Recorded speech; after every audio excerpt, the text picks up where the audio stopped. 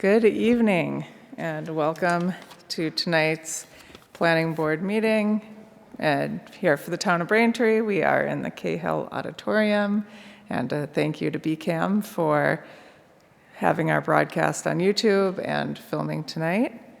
We are here for our 7:30 start, and we only have one item on the old new business, so we'll jump to that quickly before moving on to the continued public hearing. The item on the old new business is the approval of meeting minutes for February 10th. Does anyone have any questions or comments with the minutes? Seeing none, be looking for a motion to approve. So moved. Motion by member Conley. Do we have a second? Second. Second by member Kane. All those in favor? Aye. Okay. All right, and then we'll jump right to our continued public hearing. The only thing on our agenda this evening for 10 Plain Street, Planning Board File 2506. We were provided with a draft decision for the requested site plan permit, and I know the applicant team is here with some additional information that I imagine they would like to share. So if you would like to just come up and give an update of where we're at. Sure. Good evening, Chair Crowhar and members of the Planning Board. Frank Marinelli, pleased to represent Trammell Crow Residential. With me is our team, who you've seen through the past months of hearings, Emily White and also Mark Baranski. We have met since the circulation of the draft conditions. There are 81 draft conditions for approval. We've met several times by Zoom and in person with the staff who have assimilated various requests of various departments that we're going to go through. Just briefly to recap, because I know that the staff will want to discuss the conditions with you, and then we're happy to answer any questions. But our slide presentation for tonight, as you know, the development is a transformation of 30 years of blight at a decade-old factory site, the former Armstrong site, into a $300 million investment, a residential community that is developed by Trammell Crow, the largest private residential developer in the country, who has developed over 300,000 residences. And certainly we're fortunate in Braintree to have a company like this take a site, a challenging site like this, and be able to produce direly needed housing and economic development. And this is certainly the greatest housing and economic development in decades in the town, and it's great to see Braintree take the lead on that with the MBTA Communities Act and the requirements of that law. So our development is buildings 1A and 1B, 2, 3, 4A and 4B on the left side of the site, and phase 2 is that's 427 residences. And phase 2 is the building on the right that borders Mahar. This is the agenda with the existing condition, the proposed condition, and then Mark is going to talk about the mitigation schedule, and then we have the proposed park that borders on Plain Street. This is a look at the site that you've seen through the past months, the old decrepit factory site and blight that has existed there for many years and just had two uses, the Registry of Motor Vehicles and Bay State Gym. That's on the left. On the right is the proposed redevelopment. As the board knows, the Riverwalk project, which the dam restoration project, which was done with public money, really opened up the ability for Trammell to come in and spend the millions of dollars that they've spent on due diligence and soft costs to be able to develop this residential community around the public amenity, which is the Manatequit River, and having that river flow again for the first time in 200 years with the elimination of the dam. And the river walk that goes through there now is a public easement and will be a public amenity and maintained by the town, with contribution that is also in the decisions by the applicant. The site is also on two sides surrounded by railway, as we know. So that's the location. The board is very familiar with it.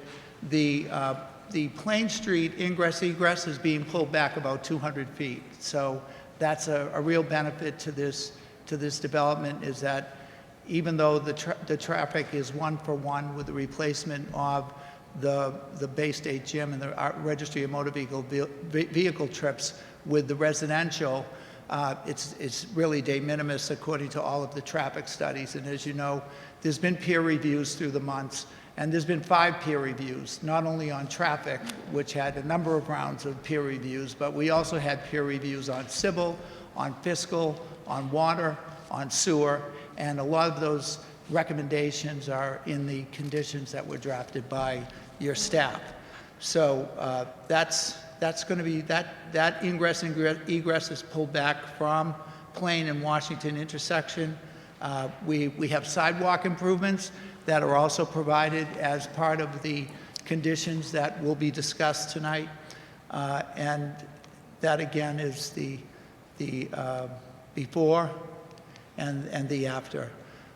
The architecture, as you know, we spent a lot of time on that, particularly in the late summer and fall meetings, where the architectural elements were refined to provide for gables for a nice mix of materials and palette of earth tones, and to blend very nicely, as you see in the lower right-hand corner, with the open space. Again, one of the highlights of the site is the over 50% open space, the Riverwalk amenity, and the ability to enjoy all of that as a resident or as a member of the public that just comes in and parks and wants to walk on the boardwalk, as I think many of us have done many times at this point. We're also augmenting that public trail with our own extension of it, which will go out from the existing Riverwalk out towards Mahar. So that's another investment that is being made by Trammell Crow. Basically, this, I'm going to let Mark talk about the numbers that are being phased in over time.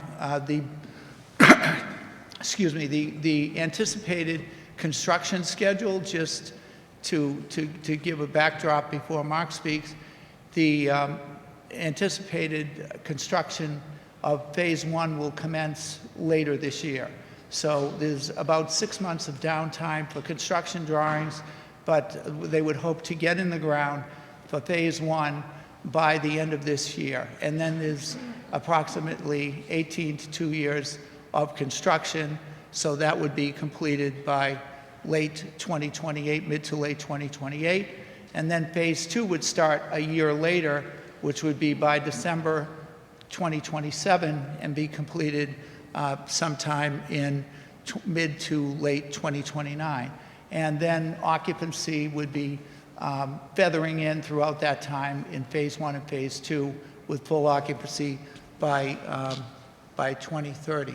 So you'll see in the conditions that the phased-in mitigation, according to, you remember that the fiscal reports were done by Mark Forgier for the applicant, and they were peer-reviewed by Carl Seidman of MIT. And there were various recommendations on full assessment. At full assessment, it's about a $300 million investment with over $3 million per year in gross revenue to the town.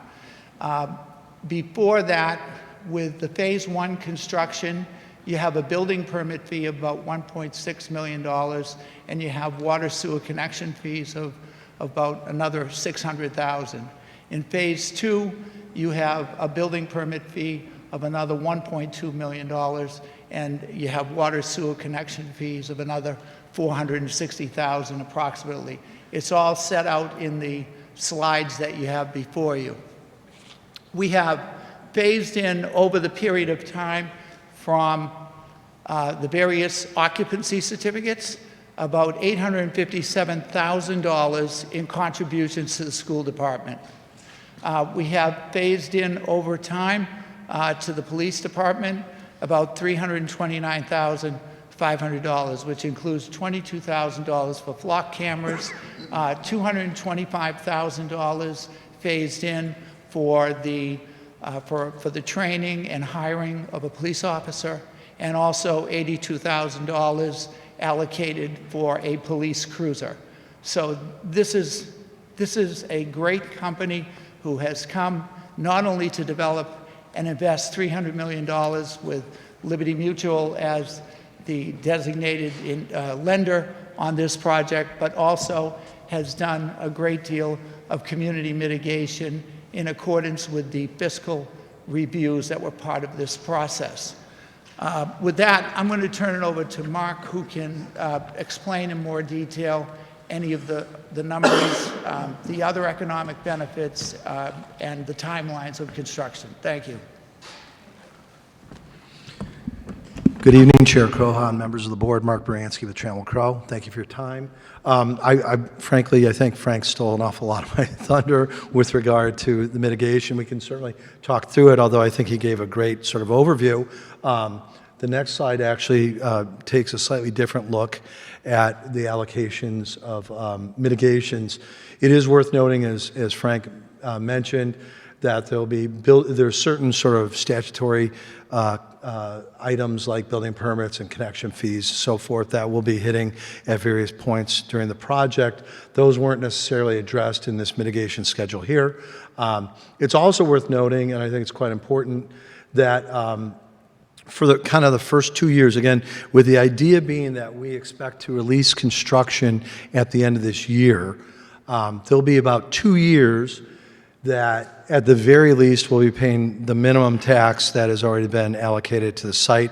And I would call this a worst case scenario, because if the site is reassessed based on its the residential use, then the taxation process may accelerate more than we've assumed.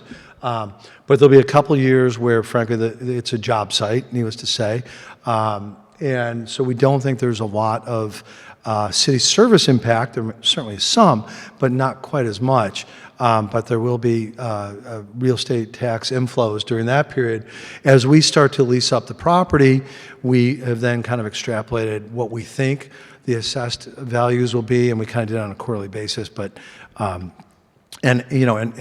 so the town will start collecting money. Again, we believe that based on the leasing schedule, the town will always be in front of collections against the impact of our residents against city services. And I can show you that in a bit more detail if you'd like.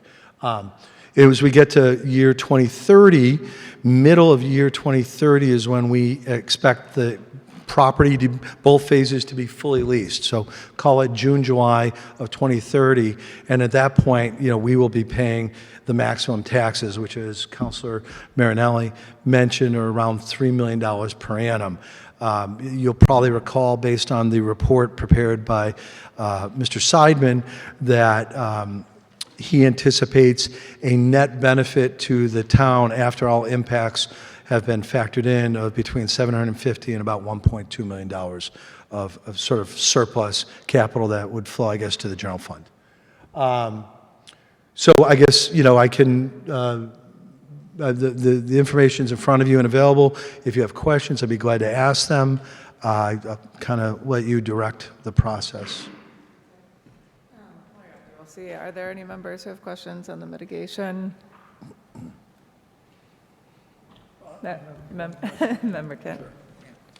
Well, Member Kent, you want? Yeah. Sure.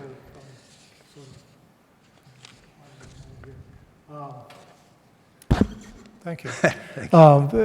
Help me with the Phase 1 economic benefits and Phase 2. What does that pertain to? So I guess what we tried to break it out just to make it clear. There are some mitigations that are just writing a check, basically, to the town. And I'd characterize those as the first column, total payments. There are other economic benefits, which are items that we're either paying through our hard costs or our benefits to the town and the residents that we incur through our costs, in which there's value being created to the town. It is not a check, though, in the sense. So as an example, the radar sign speed sign installation. That is an item that was brought up in the traffic studies, and we've committed to. It is about $50,000 to do the 2 radar signs.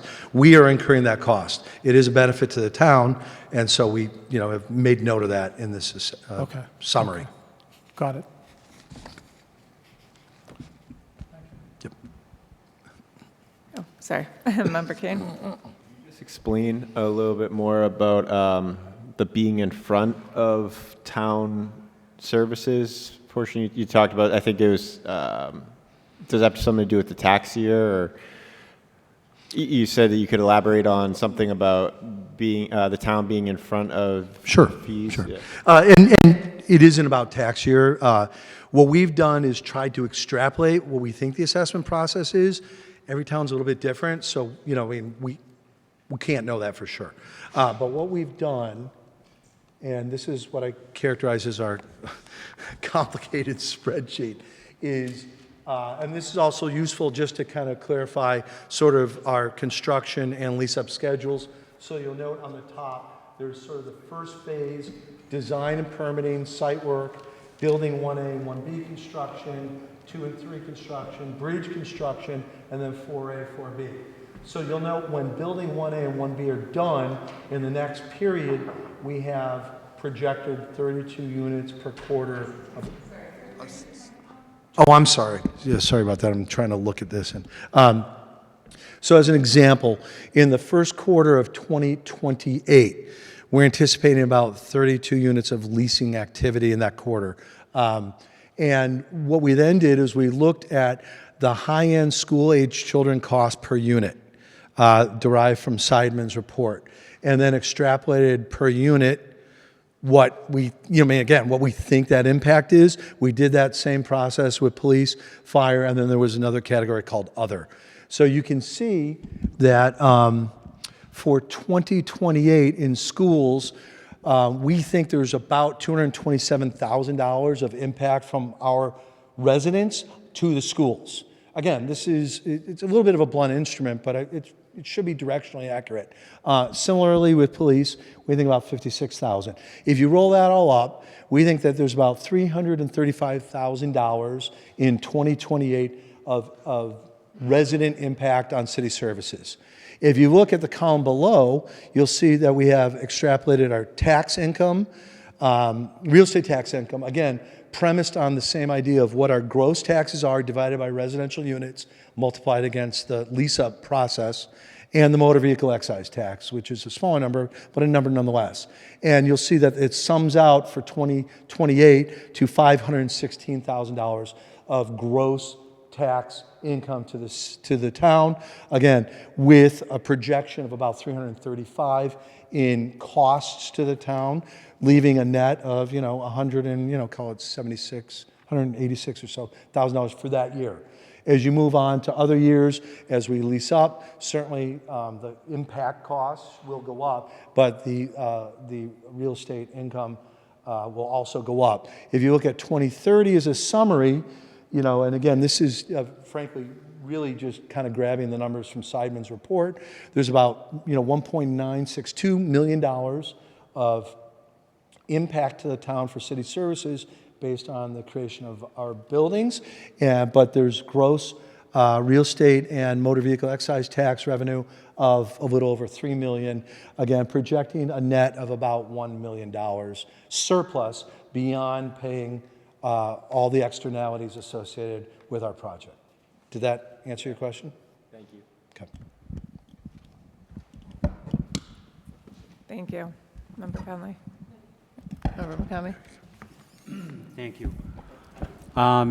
So I noticed you're adding a police cruiser and a couple officers, and just wondering what the rationale behind that was. Are we expecting that much crime up there, or? I mean, that was from the letter that was given to us by the police department, so I'd probably defer to sorry. It's in the letter. So. It's in the what? Department sees that with this with ongoing development coming on board in Braintree, we're going to have to shift to a six sector town to a 7-sector town. And so therefore, we need to add another patrol, which would be another vehicle, and then also 3 more officers to cover that 24-hour shift. And so that is where that is coming from, is the police department's request that they foresee Braintree continuing to grow and moving into a required 7th sector of patrol. Got it. Okay, that makes a lot of sense. And where are the cameras going to go? Is there already a spot picked out by the police department?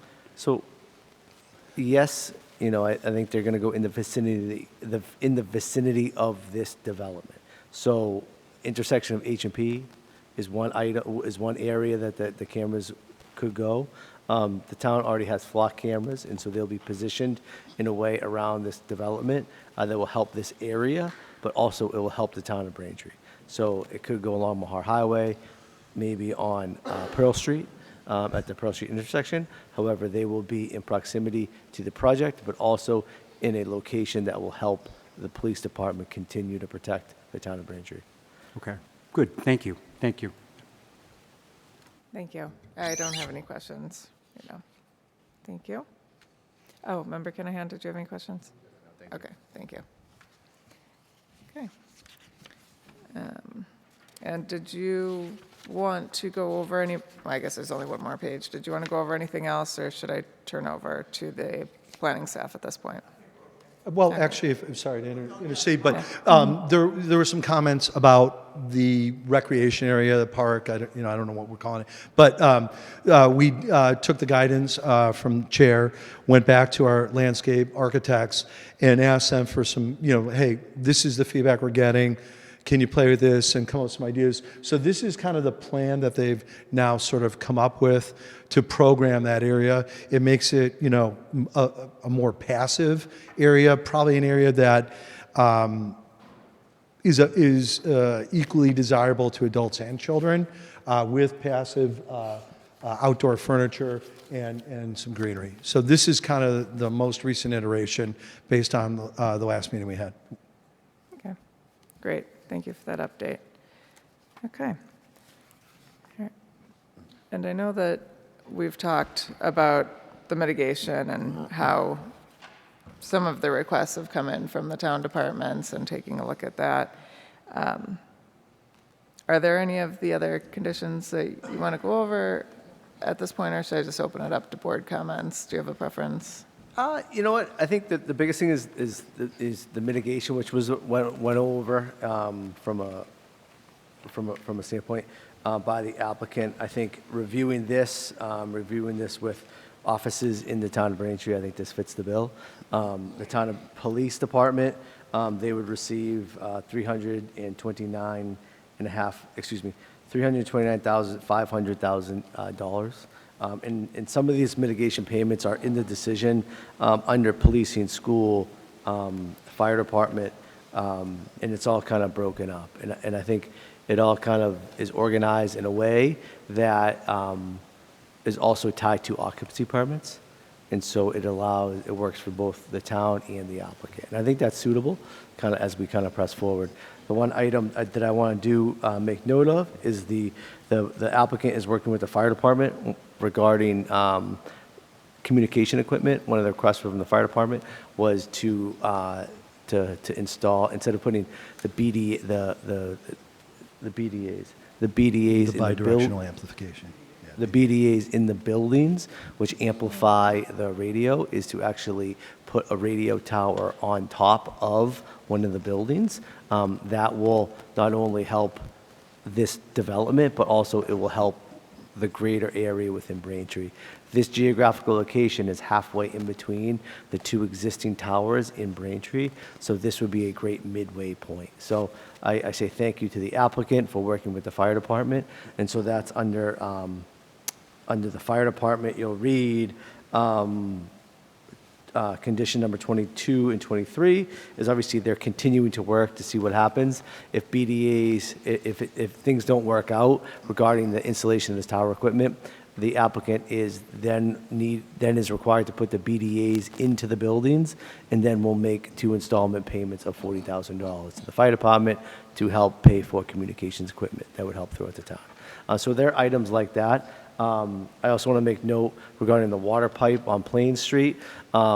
It has kind of come up round and round, but there's a new program for MBTA communities to get grants from the state for infrastructure projects. And so that is one item that we're going to look at to help chase down some funding for the town to help on the infrastructure side.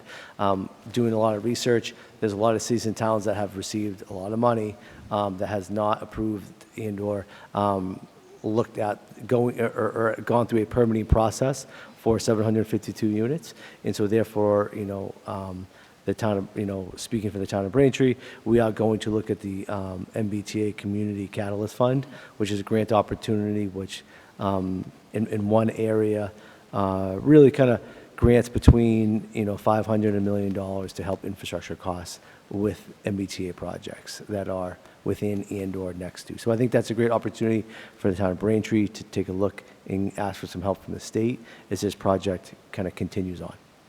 Okay, great, thank you. All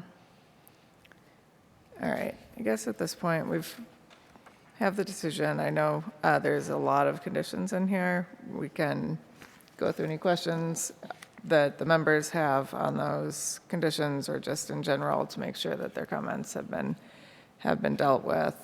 So with that, I'll just start with Member McCamey.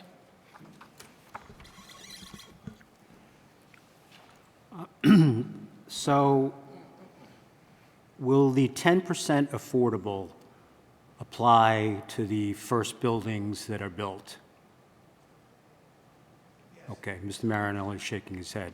Okay, so I know we have other projects going on in town.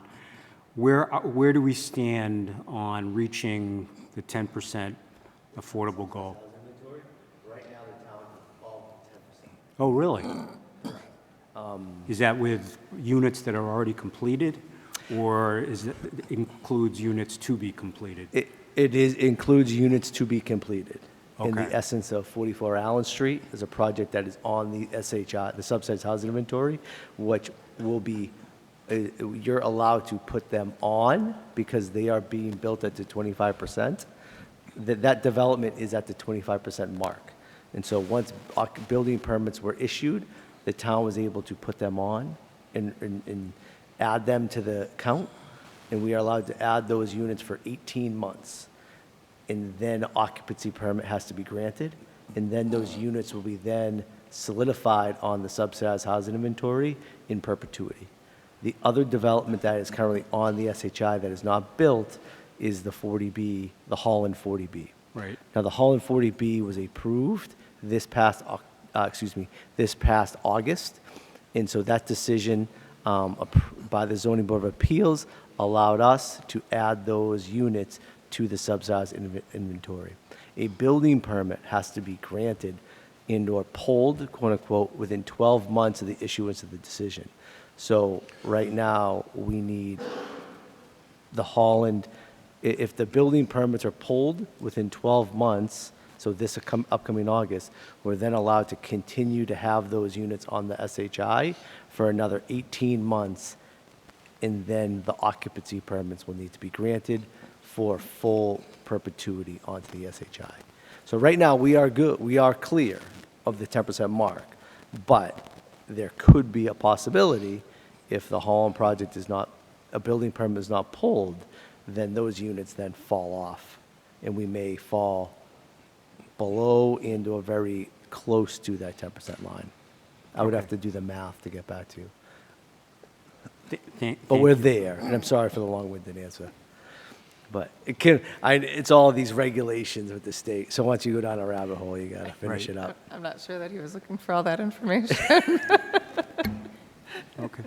At the last meeting, I asked about any Plan Bs we had for if we ran into any issues with the exit, when cars are exiting Plain Street. And so I just bring that up again because I think it would be smart to have some.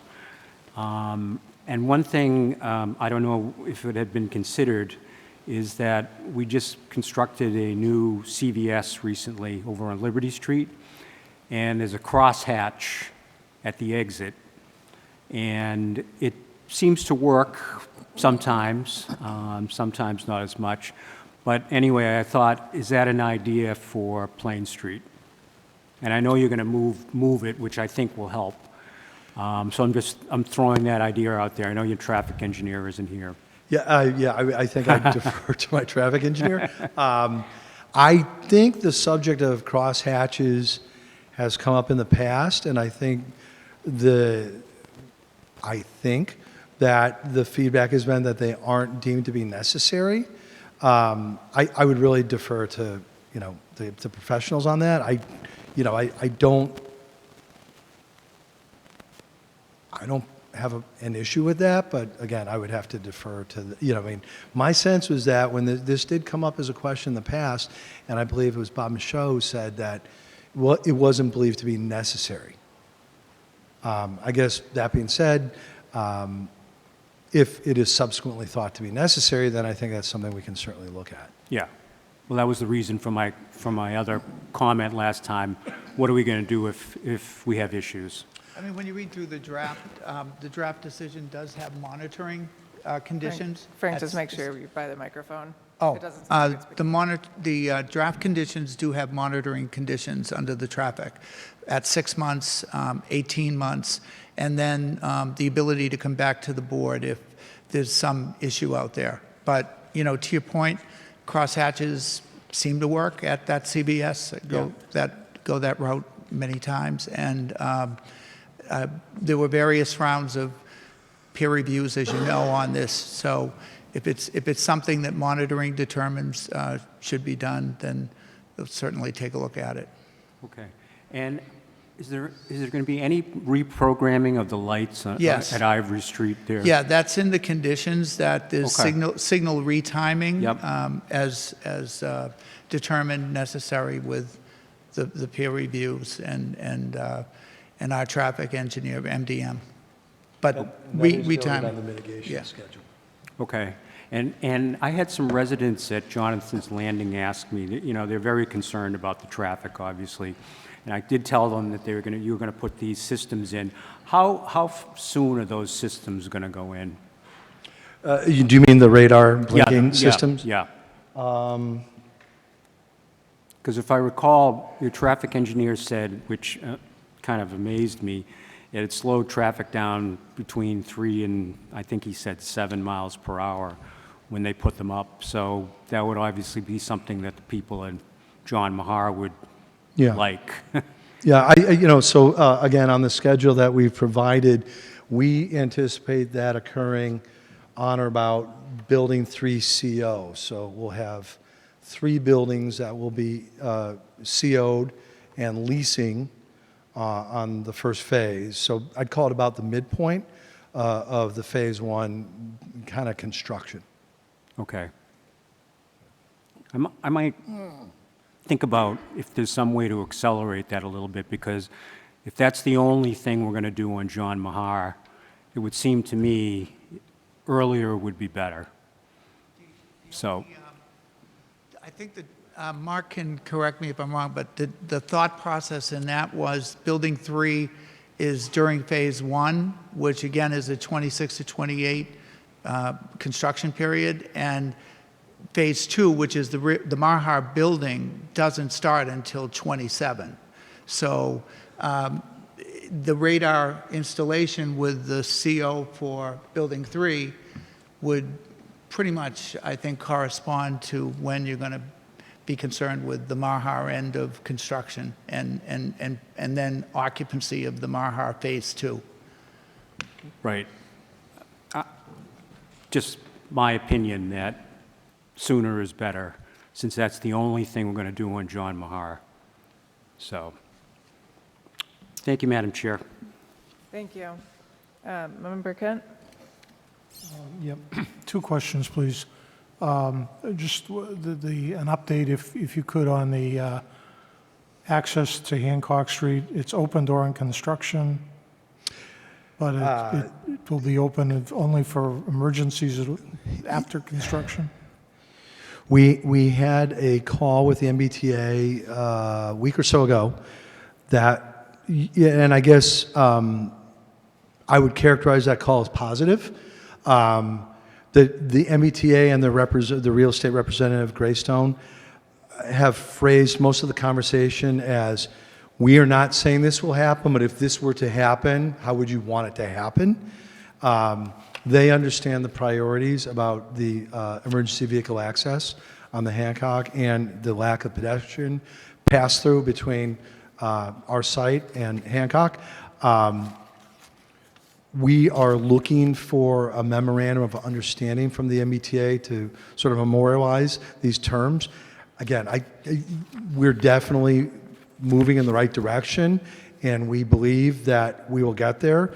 But I guess I would say until it's fully memorialized, I can't fully commit to it. Okay, so then would be dependent on the bridge, Yes. and that's wide enough so that if there's Yes. a breakdown or something like that? Yeah, there'd still be- the bridge is being designed to state standards to accept emergency vehicles and public vehicles, and it has a proper width, so yes. Okay, But, all the winds are blowing in the right direction. I just, but, I can't tell you definitively that it's for certain because it's not. Yeah, if you read the findings drafted by the staff very appropriately, it says there's no occupancy certificate for buildings 4A and 4B, which are the ones that are impacted, until such time as the bridge is complete. okay, okay. In a call that I had with MBTA, Anita and I had with MBTA, and just to also confirm the winds are blowing in the right direction. What I what I take away from all the conversations the town staff has had with the MBTA is the MBTA is in favor of issuing in writing the ability for public safety vehicles to cross that access of Hancock. They do not want pedestrian access, and they've been fairly clear. They've been very clear on that. But emergency vehicle access will be allowed. It's just the chicken and the egg. I think the MBTA is looking for us a local approval before they make their move, and I think that's the situation we're kind of in. But my takeaway concurs with TCR's conversations is that the MBTA will most likely approve a emergency access through that access handle, along with construction from a temporary standpoint. Okay. Second question, unrelated to the first one. I'm looking at page 6 out of 25 on the document here, and the last paragraph, help me out with this, in the event that the closing on the Phase 2 land has not occurred within 2 years following the commencement of Phase 1 construction. And I think per the chart there, it says it should be in about 1 year. But if it hasn't happened in 2 years after the commencement of Phase 1 construction, the applicant is committed at its expense to grade and pave the transition area. We were concerned about that, as depicted in the record materials, to enable Phase 1 vehicles to safely utilize access to Mahar Highway. So that's good, but if you don't own it, how can you put that access in? That's a great question. We're committing to perform the work to the extent that we're allowed to perform the work, which is why the caveat, subject to the rights of others, is in there. Messina, if for some reason we didn't proceed, Messina would own the land. If we were not to proceed, we imagine that some other party would proceed, so it would be net benefit for this work to be done. But you're correct, we wouldn't necessarily have we've allocated the capital to do that work within our budget, but we don't necessarily have the right should Messina decline. It would be be in Messina's interest to let It that would happen. very I much would- be I in would think. Messina's, so I think we're all in alignment with why it's beneficial to all parties. It also is premised on the idea that we don't close, which is frankly, something we don't anticipate. So this is to address a very remote likelihood event, but it's nonetheless important. And it was included to give the board comfort that the passage of vehicles should occur if the second phase were to be delayed. Okay, thank you. Member Conley? Thank you. My questions are mostly for staff. Related to the landscaping, I wanted to see if language specific to maintaining the existing trees that buffer the neighborhood that's there could be added, so that there's not like land clearing and then these people are looking out to a treeless lot. Okay. I just want to include that. And then related to construction, the construction traffic routes, I think it would be helpful if we added that those are approved by the police and highway departments so it can be coordinated with other construction projects that they may have going on. And then for number 58 is the trash timetable and the collection. That should match the construction timetables, so it should be after 8 for Saturdays and then not on Sundays. And then I also wanted to see if that could be kept as part of their general operations for the site so that the neighbors would benefit from the trash being limited to those times for collection. Debris during construction? The trash? So the timetable that you have for debris clearing for trash collection was set in number 58, and just to limit the trash collection for the site, is that possible, like during regular operations as well, to those times?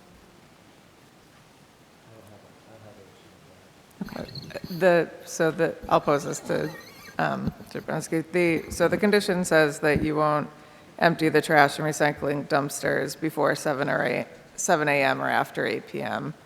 Do you have any issue with that being an ongoing condition? Sorry, I'm catching up. No problem. It's page 22. Yeah, we're fine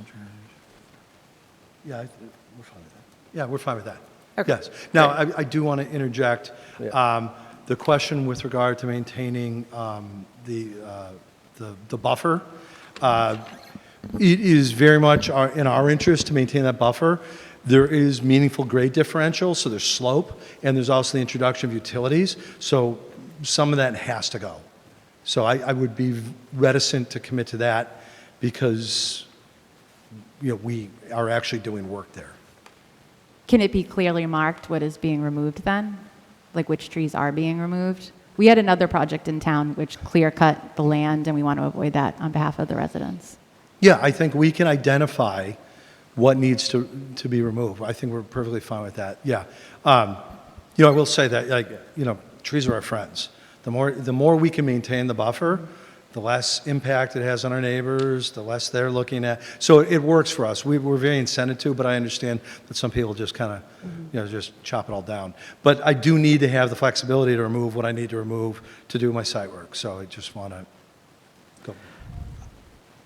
I think we can. And also there is some replanting in that area after the work's done. So I defer to the landscape plan for the details on that, but, when we are denuding an area, we, to the extent we can, we're also doing some replantings. So maybe if it said something that the buffer will be maintained except as necessary for work after meeting with staff to identify what's being removed? Yeah. Like that? Okay. We can draft something Yeah. up. Okay. Yep. Great. And then to Member McCamey's point about the hatching, we had discussed that as a preemptive measure. I agree. I think from the last meeting, what I recall was that the hatching was already kind of talked about and discussed on Mahar and on Plain Street, kind of a don't block the box hatching. So I thought that was already, what I assumed, and I apologize if it wasn't clear, but that was already kind of agreed to from on on Mahar and at that entrance point. I mean, I'll defer to other people's recollections. We don't have any meaningful resistance against it. My recollection was that Bob Michaud was was a little like, I don't think we need to do it yet, but again, he's the traffic engineer. If it's been captured in the plans and it's already represented, and maybe it's the case, then we're going to do it. If it's something, I just want my traffic engineer to opine on before I commit to it, I guess would be my comment. He did the last session. He said that while it wasn't necessary, it was something that could be accommodated as a request. Okay. That's the way I concur. And I think it was also kind of as a quote-unquote soft measure to help mitigate the idea of some of people kind of blocking that intersection. But I can concur, I can follow back up after with Bob and then And maybe we can add it as a condition and just Yeah. put in language in there that you can request a waiver through planning staff if the traffic engineer has some issue with it, That seems reasonable. okay. okay, we can do that. But I agree with Member Conley. But a lot of things flying around. And then, as relates to the MBTA grants, I did want to see if the sound mitigation is something that we can include in our requests. When I have a meeting with the state officials, I'll make that acquisition, make that request, inquiry. And then a question I had was how EV charging works for the site and how that is regulated by the town. So the EV charging, I'm gonna ask the applicant to step up, but EV chargers are right now under the building code, I believe, and so I believe 10% of all I think 10% of the parking areas have to be EV ready. Yeah. Yeah, well, I'll allow Emily to clarify this. For state code, Sorry, 20%. could you just give your name since you haven't Emily spoken with yet? TCR. So 20% of the parking spots will be EV installed or EV ready. So we'll install 5% of the chargers on day one across phase 1 and phase 2.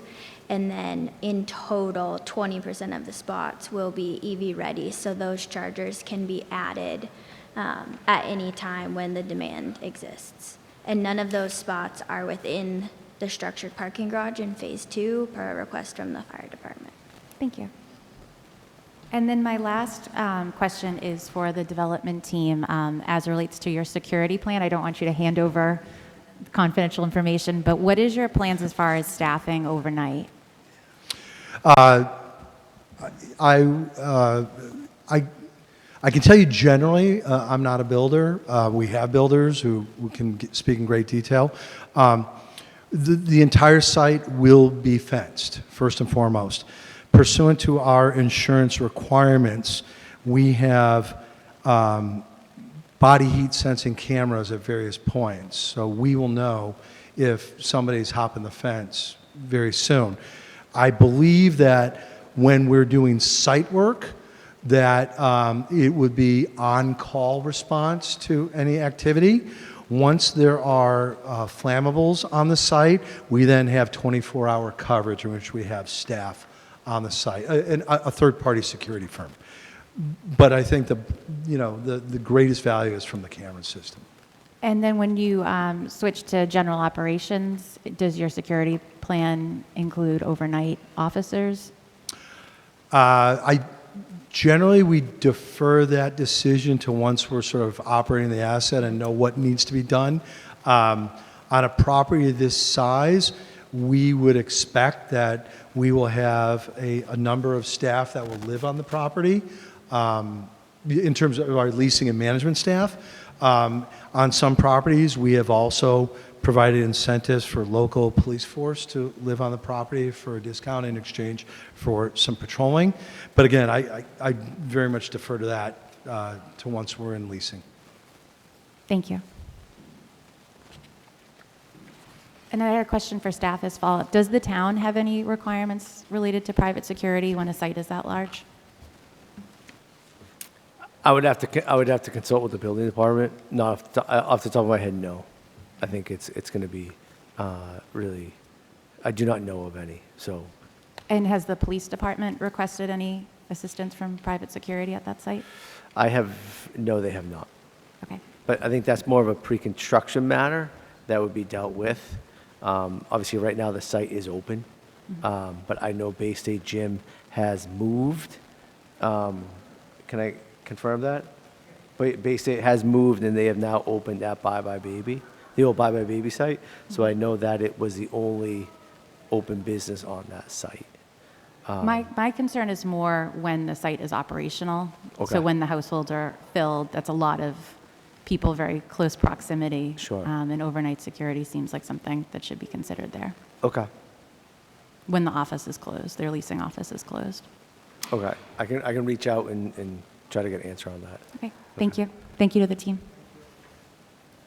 Thank you. Member Kane? 3 quick ones. The first one is, I understand there'll be signal changes at Hancock, and right now, one of those signals, if you're driving from the Stop and Shop towards the Dunkin' Donuts, will show green and red at the same time, which is baffling. So when you guys do the signal change, please address that. Second would be the landscaping feature. I appreciate that the landscape team provided an alternative design. I know we were curious as a board as to what else could go in there. I'm not sure the opinions of everybody else on the board, but I know that I'm not sold on that. I think I'd rather see a playground in lieu of the benches that are there.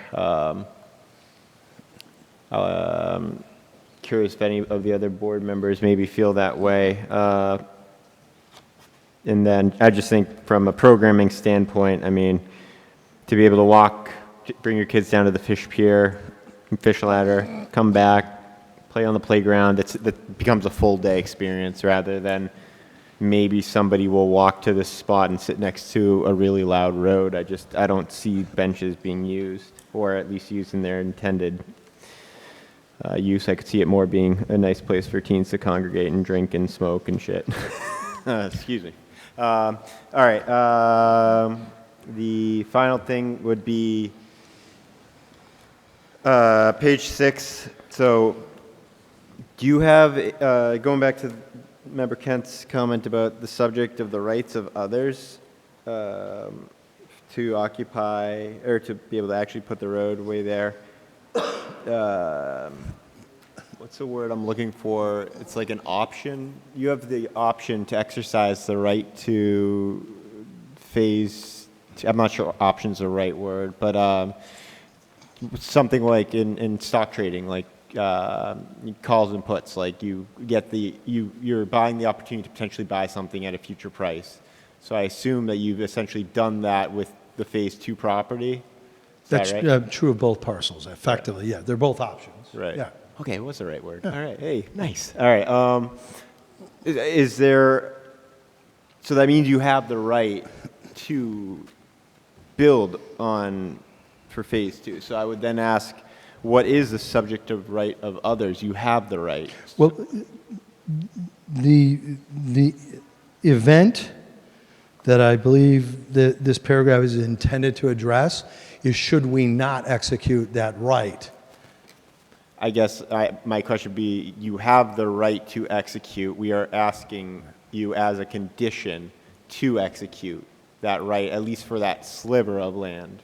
Well, I mean, again, that's where the subject to the rights of others. If we don't buy that parcel of land, then we can do the work, but Messina would still have the option as the landowner to say yes or no.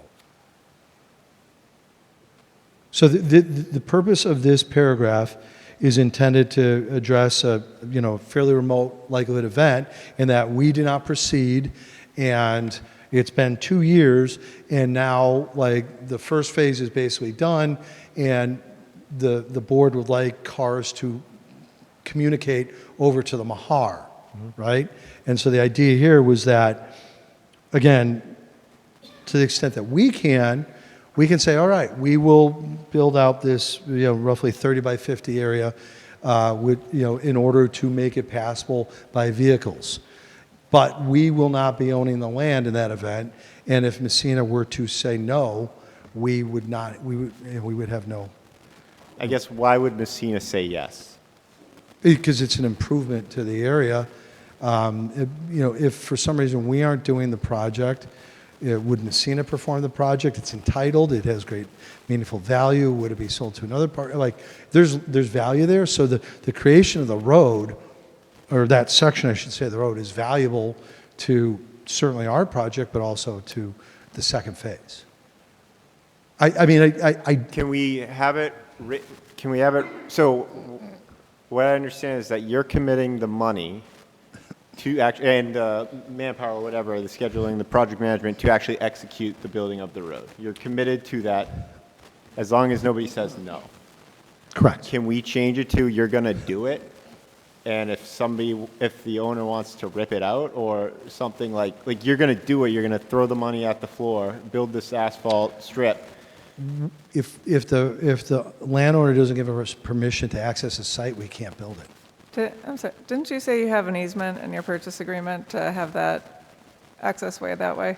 We do have an easement, and the easement does give us certain rights. I guess I'd have to really delve into the what those rights are. Okay.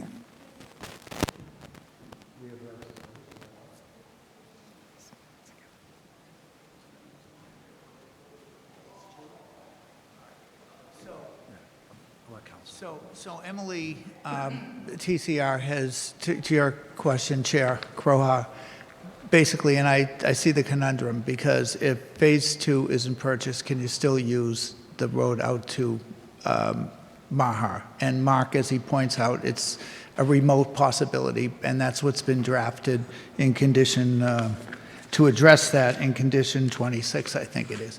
So Emily has stated that there is an easement to use that route out to Mahar, correct? So.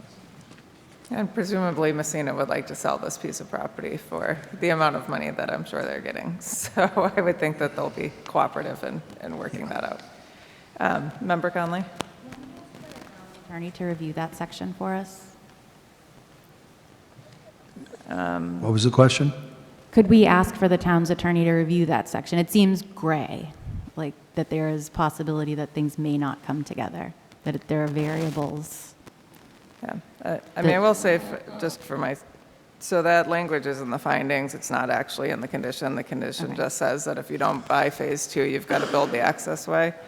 So, and that's condition 17. That's the one that I was looking at, so I think it's Enough protection. enough in there, right, but. Can you repeat that? Because you're right that the wording is different on item 17. Can you just repeat that, how it protects over what's written in italics? Right, so the condition is what the approved conditions are what the applicant is bound to perform in connection with the project. And if for some reason they can't perform, they have to come in for a waiver to modify the condition. So because item 17 doesn't use the subject to the right of others, they are bound to have to build that? I mean, that would be my reading. It took me a while to figure out where you were talking about with the subject to the right of others, because I had been focused on the condition. Right. True. So, I mean, I know you're an attorney. Are you 100%? Does it warrant having? I mean, there's never any clear answer. I mean, Sure. a neighbor could pop up. There could be there could be 1,000 things that happen, but it seems very unlikely that if the applicant has committed to putting in the money for the pathway, Messina is selling the property subject to a decision that gets issued by this board. The decision by the board is requiring the passageway. It seems to me to be a very remote possibility that they say, oh, never mind. But I've seen a lot of really the way I'm crappy looking at it. Hallmark movies around Christmas time, with big developer comes in.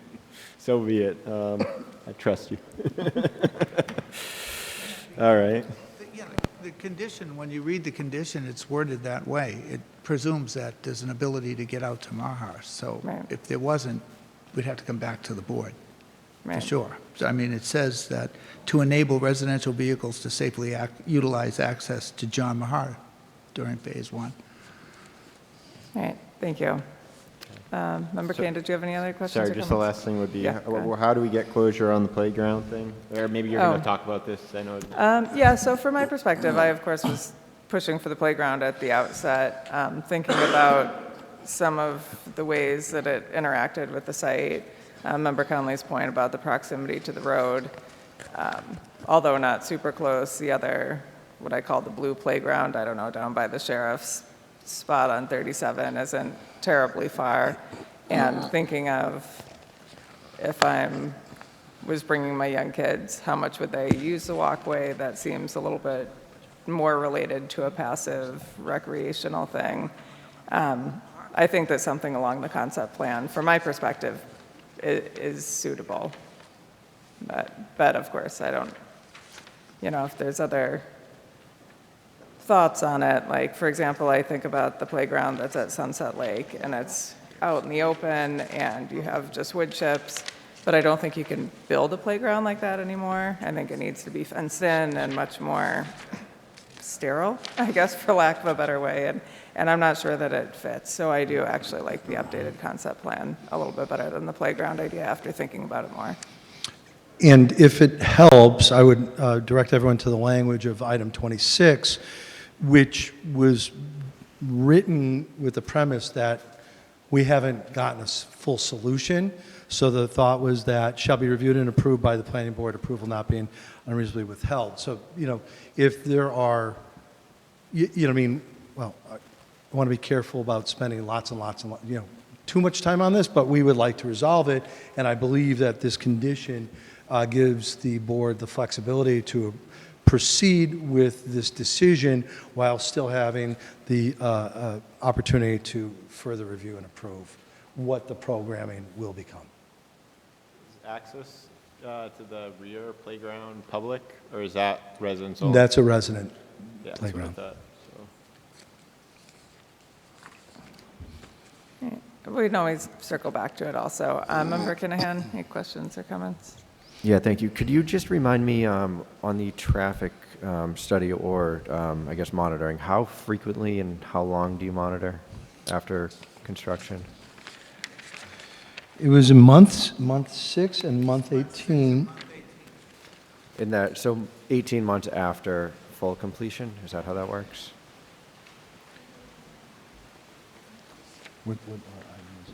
So typically the language that the town of Braintree has always used is 18, excuse me, it's 6 and 18 months of 80% occupancy.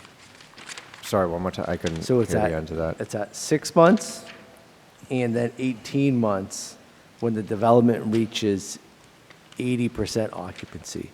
So Okay, phase so it's based off- 1 will be 80%, phase 2, which Okay. phase 2 would be the overall development, but it'll be at those two markers, 6 and then 18 months. It's condition 8. Got it. Okay, thank you. And it does get into great detail. What else? I agree with Member Kane a little bit on, I think, something more youth-friendly might be nice, but I don't think that necessarily, like the chair said, has to be, discussed more in depth tonight. And that's all I have. I'd like to thank you guys for, making the changes that the board has asked, and thank you, Peter and Anita, for all your work on it. Thank you. Thank you. And I just had a couple other questions, too. The mitigation schedule of payments, the Ivory Street sidewalk and the Riverwalk Maintenance Fund are both in the Phase 2 timeframe, and I wanted to see if we could move those up to the end of the Phase 1. Just, that seems like things that would be appropriate at that standpoint. I would say, broadly speaking, Phase 1 is front-loaded with a bridge, which is quite costly, and so to the extent that we could move money to the second phase, we've tried to balance it. So I guess my initial response would be that if there was an offset, if we moved the 10,000 for the Ivory to an appropriate place, but then took out 10,000 from one of the other allocations, that'd be my preference, because we really tried to kind of I don't know if it looks like it's balanced, but in our modeling, it helped to balance out some of the impacts between Phase 1 and Phase 2.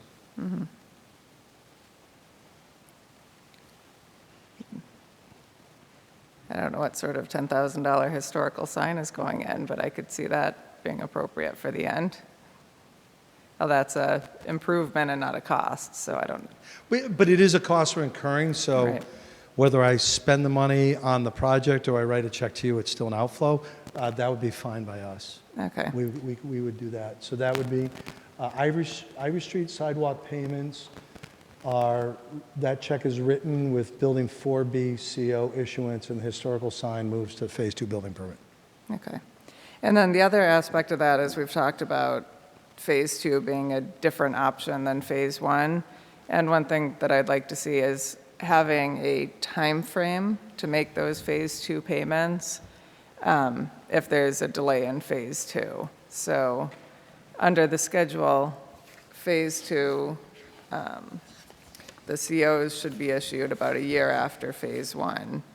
And so what I was going to suggest is that the mitigation payments be required within like 2 years of the Building 3 CO.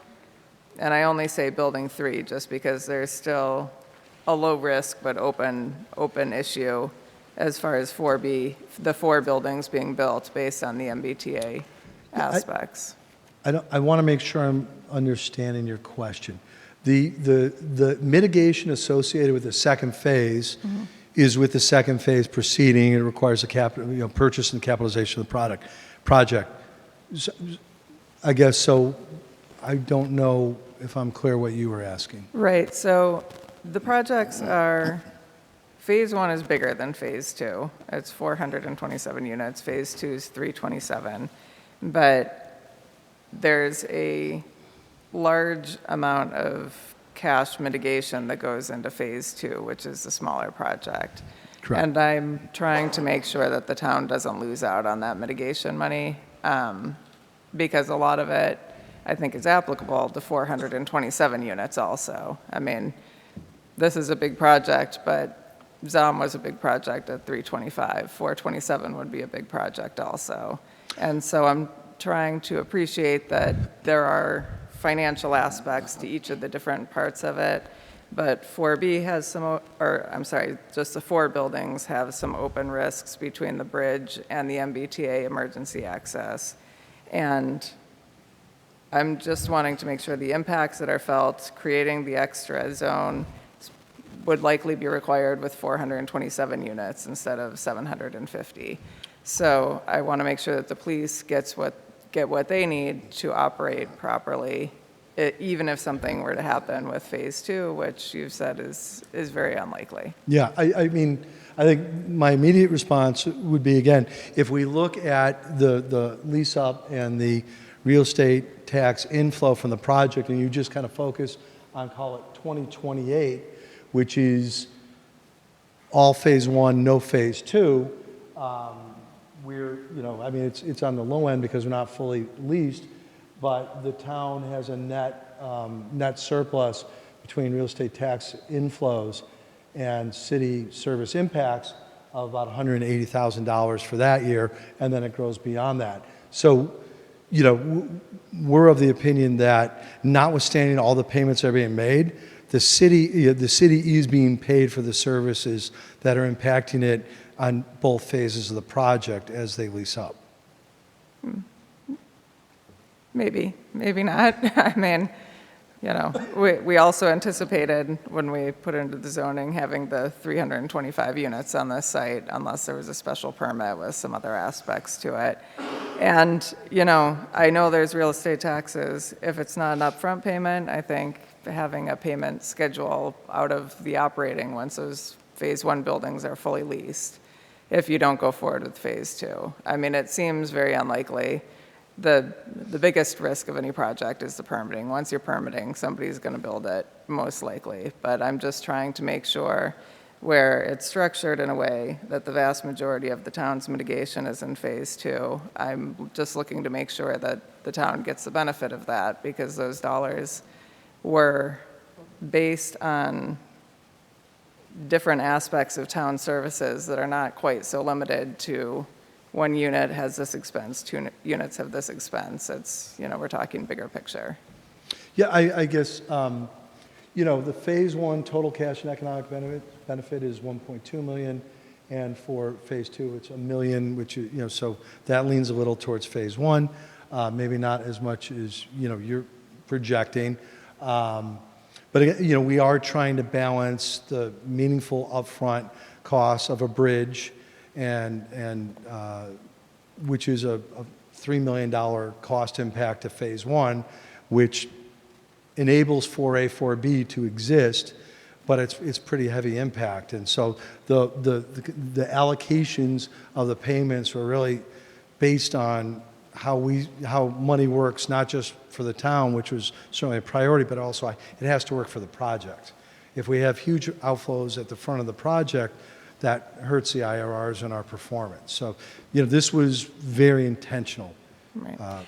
And I guess that's my point, is I'm not trying to say you have to put all the money up front. I'm just trying to say, once you're up and operating, it feels like you can make a commitment to pay for those mitigation items, even if it's not writing a check for $800,000. It's, every month that you're fully leased, you're paying X amount towards the mitigation payments. I mean, it would be nice to just have the money up front on the schedule, but where this is a project that's permitted as one, but is in reality two, and we've spread apart the payments, and I think that's fine, because I think that makes sense. But if part of it doesn't get built, I'm just looking to make sure that the mitigation that's project-specific and not so much unit-specific still gets accounted for.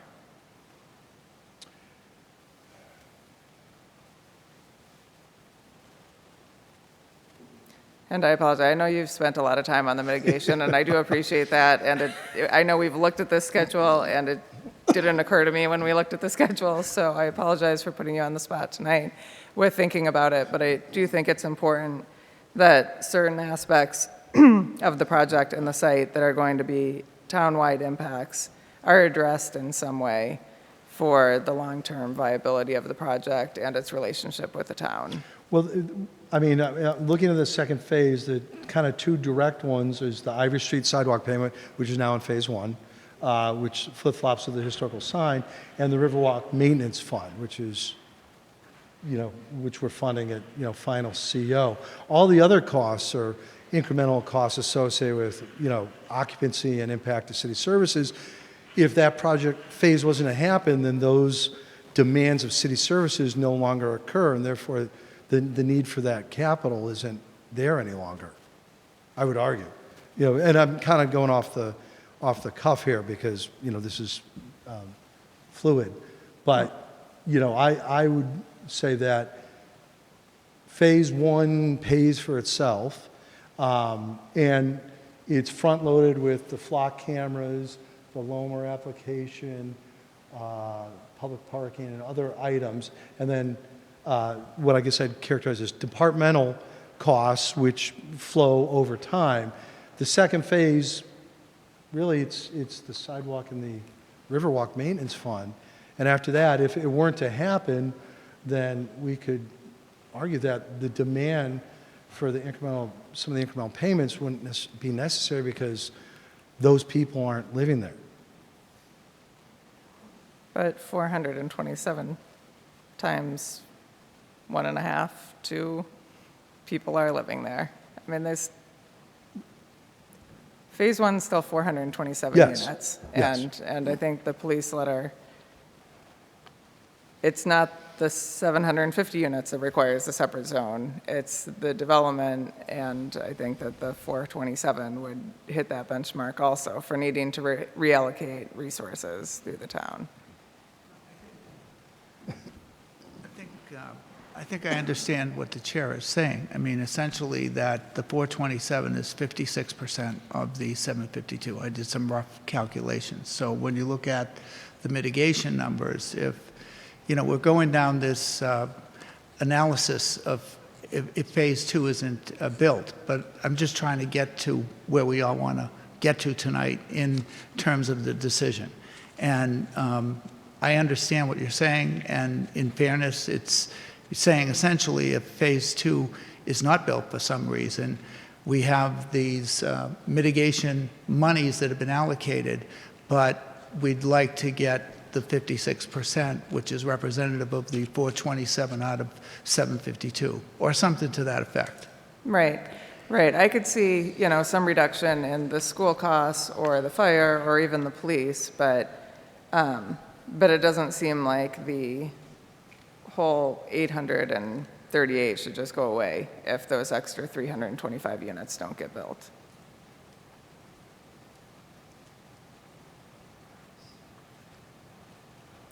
So I guess what I would propose, just thinking out loud, is I think, and I'm not trying to hold up, I know there's been a lot of hard work to getting to tonight, but perhaps we can come up with, whether it's a percentage or some particular number, with a commitment that it just gets paid within 1 year, 2 years, 3 years of the Building 3 certificate of occupancy. And I think that makes sense based on the impacts to the town and the way that it's been reviewed in detail with the departments as the project-specific impacts.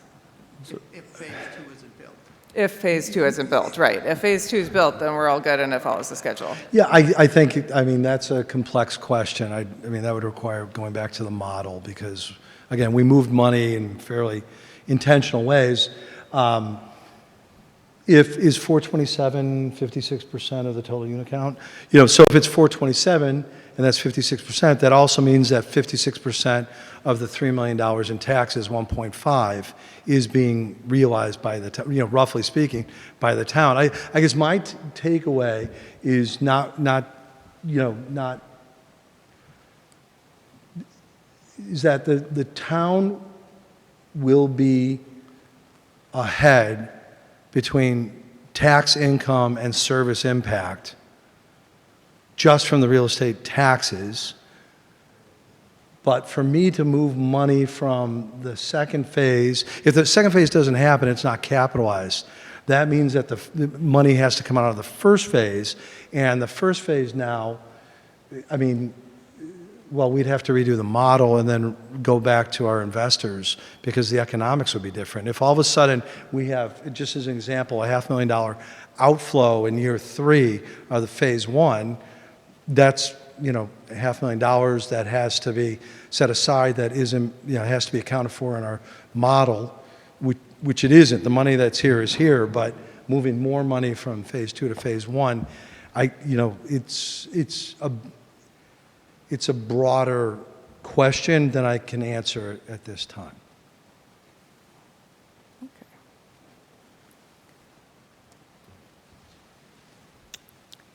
All right. Just give that some thought for a minute. Let me just move over. So the access we talked about, I appreciated that being in there. Let's see, the fund towards the Riverwalk, that's in Phase 2. I appreciated that going in there. The Riverwalk agreement does, of course, call for the town to maintain that. And so with the... There's kind of two components to the Riverwalk. There is the annual twice per year maintenance, and that will occur once we have a landscape operation. So once we're operating, because it'll be paid out of our operating expenses. The Riverwalk Maintenance Fund is a funding that is really a sinking fund that's allocated to the town for what I would get, like if a couple boards fail, need to be swapped out. So, and we think based on the premise that it's a new Riverwalk, that's probably something that won't have a need terribly soon. And so that was kind of the logic of that. Okay. I'm still thinking about the mitigation part, but I know we have some public here. I know Mr. Toma has been holding the torch for these meetings here. We have a couple others, and so why don't we move over to public comment? If there's anybody here who has any comments or questions on the proposal or decision.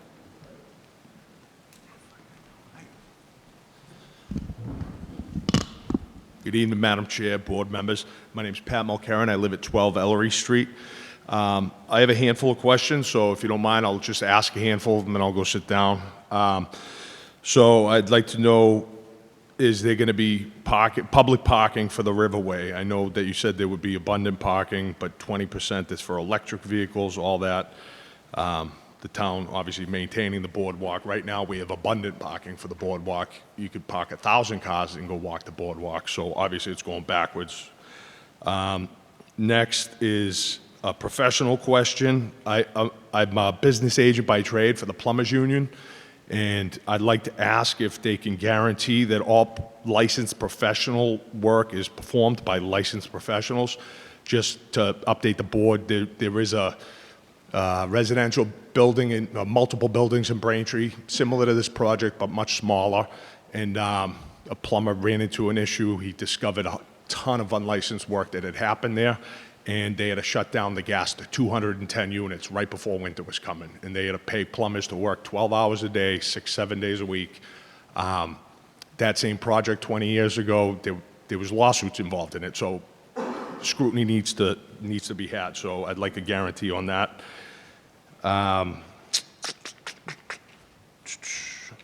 Playground, residents-only playground, kind of irks me a little bit. We're talking about adding a new neighborhood to our town, but it's a neighborhood with a playground that my kids can't play in. We can walk down the Riverwalk, and we can walk by the playground. We can't use it. That doesn't make sense to me. You know, our taxes pay for police, pay for fire, pay for EMS, everything else. I think playground isn't too much to ask. And then could you please elaborate a little bit more on the discounted rents for local police in exchange for more patrols? And lastly, I know you're going back and forth on some things at the Plain Street entrance. Do something with it, because it's a nightmare now, and I'm dreading the day it comes. Thank you. Sorry, before you go, what was your question about discounted rates, police? I'm sorry. He said they were going to offer discounted rates for local police in exchange for more patrols. Okay, thank you. Okay. Does the applicant team want to address? I can address some of them, not all of them. I want to clarify.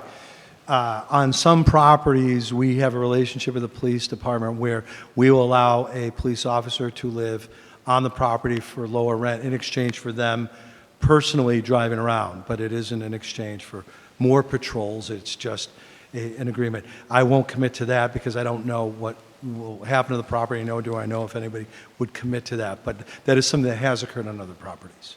It's a possibility. I just want to address condition 26 to Pat's question, because throughout this process, we have presented the Plain Street as publicly accessible, and it is publicly accessible, and that's what the last slide shows, the ability of the board or the staff to come up with some concept that's palatable to the board and the staff, whether it be what we showed as the last slide because of comments from the board that maybe a hardscape playground is not exactly what would be preferred, as opposed to passive recreational where somebody could put down a blanket, have a picnic, whatever, the chairs that we showed. So that is the publicly accessible area. That's the way it's been framed throughout the hearings, and that's what it says basically in paragraph 26. The public park design shall be reviewed and approved by the planning board. Approval not to be unreasonably withheld. The public park along Plain Street shall be designed to and shall include publicly accessible bathroom facilities for use during leasing hours. Said bathroom facilities shall be located within Building 1A with signage noting the availability of bathroom facilities for public use. So that, that goes in concert with the Riverwalk public amenity. It's there for everyone to enjoy. And then to Pat's question on the parking, a minimum of 15 marked shared public parking spaces shall also be provided to serve the playground and the Riverwalk area. Great, thank you. Any other public comments, questions?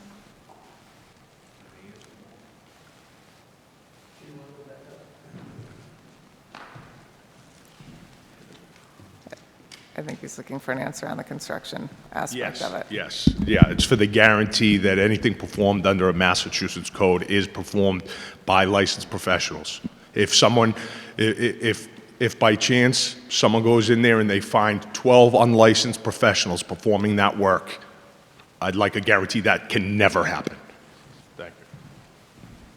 I can't speak to that in detail. I'm not the construction professional. We've built a couple thousand units all over eastern Massachusetts.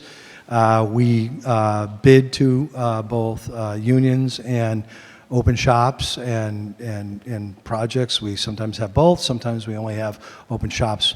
I don't know enough about the subtleties of the licensing to speak to that, so I can't commit to that, but I know that everything we build complies with building code, receives COs, and performs quite well.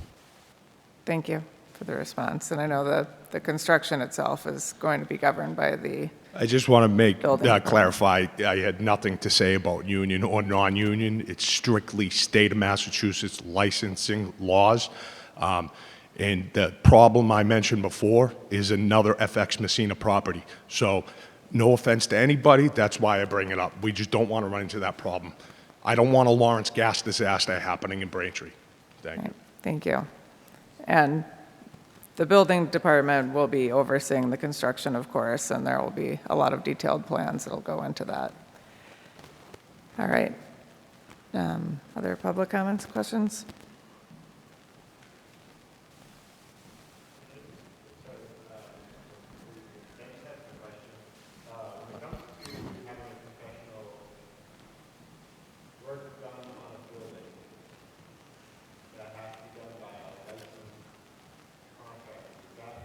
What would be the alternative? Would it be like having like you'd have a licensed contractor with a bunch of not interns, but what's the like the proper yeah, with Laborers. yeah, laborers Laborers. below. Is that how that would work otherwise? So, I mean, obviously, with just in general construction, inspectors inspect, check licensing, all that. But when it comes to the contractor and the developer, they can certainly vet their contractors better. Because I promise I walk multi-residential properties, I'm not talking Braintree, but I walk them all over eastern Massachusetts.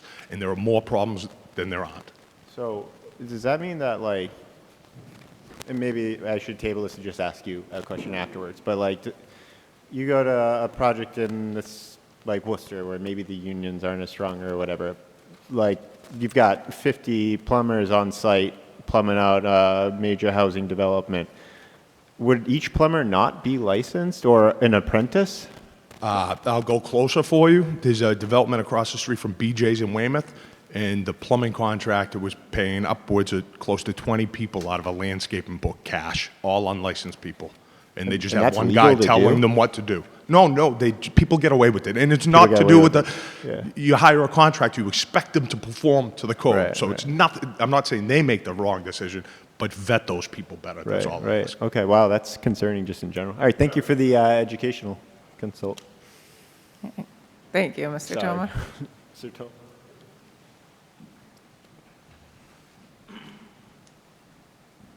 My name is Robert Tomer, and I live in Central Ave.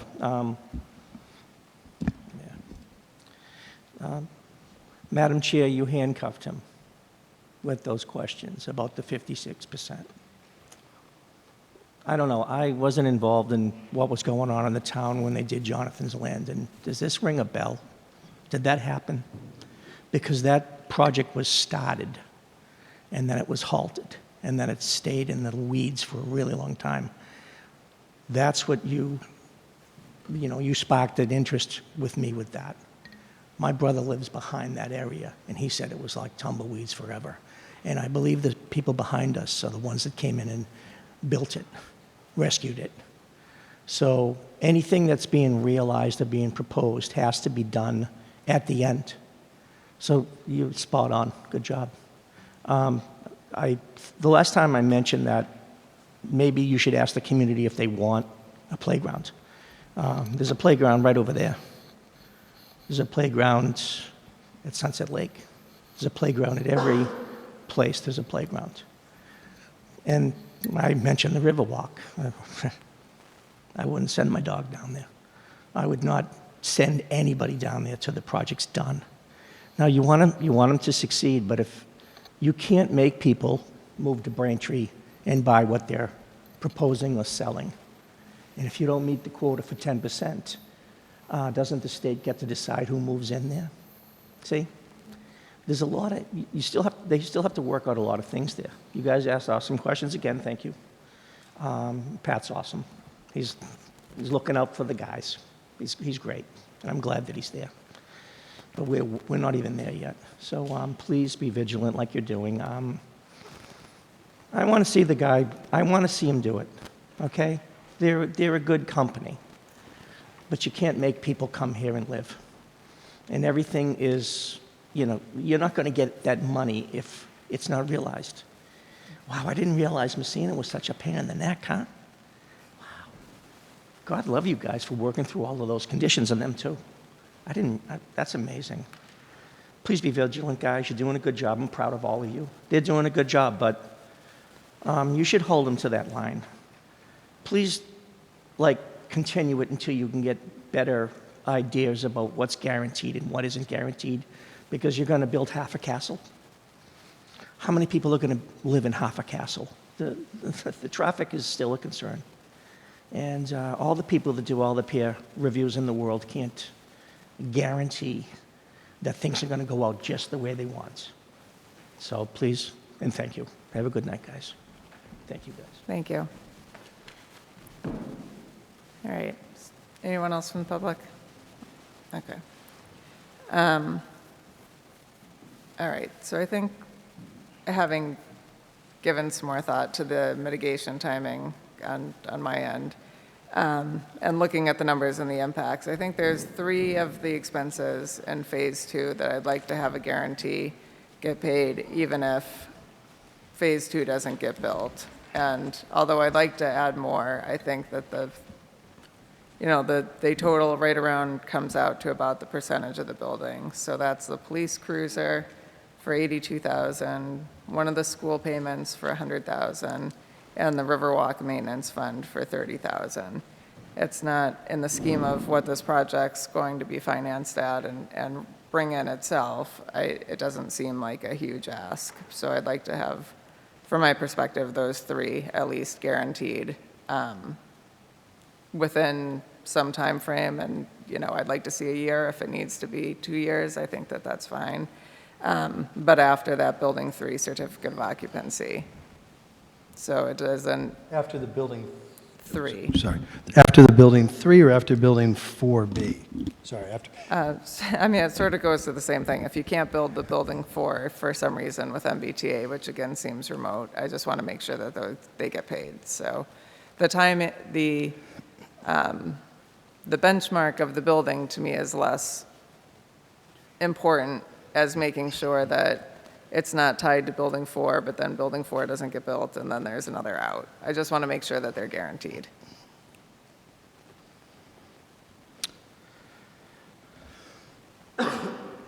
So I want to make sure I understand. $82,000 for the police cruiser, one of the $100,000 school payments, and the $30,000 of the Riverwalk Maintenance Fund. Correct. 212. If I could sprinkle those against building 3, 4A, and 4B? That's fine.